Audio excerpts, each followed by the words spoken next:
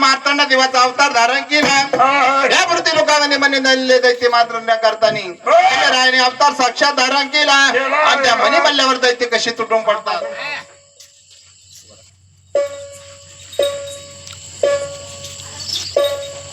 ऐकलं मनी मल्ल्या चुरा चला युद्धाला तयार व्हा बर का.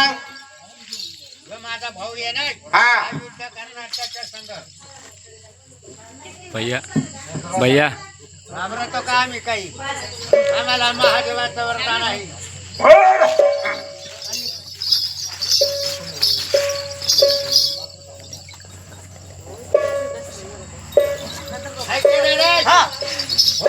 युद्धाला तयार हो.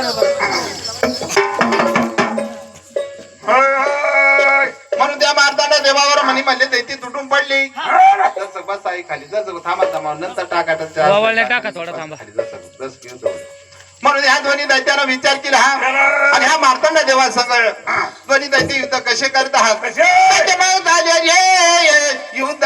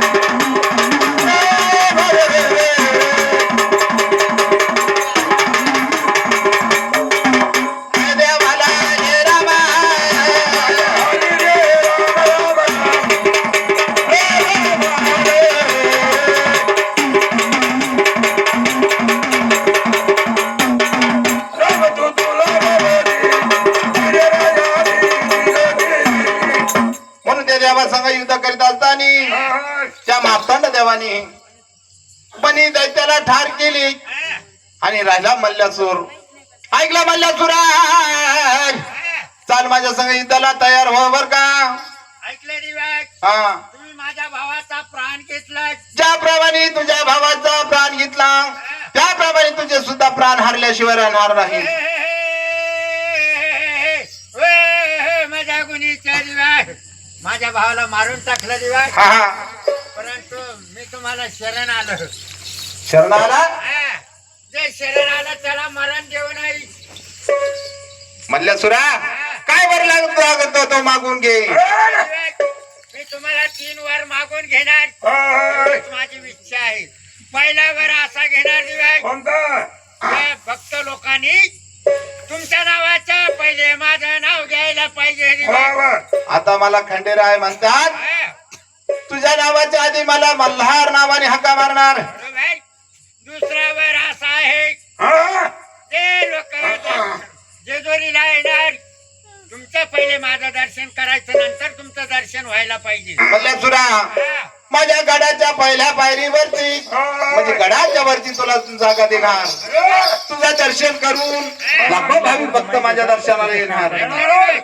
तिसरा वर असा आहे जे लोक जागरण गोंधळ करणार मला नवसाचं जागरण गोंधळ करणार.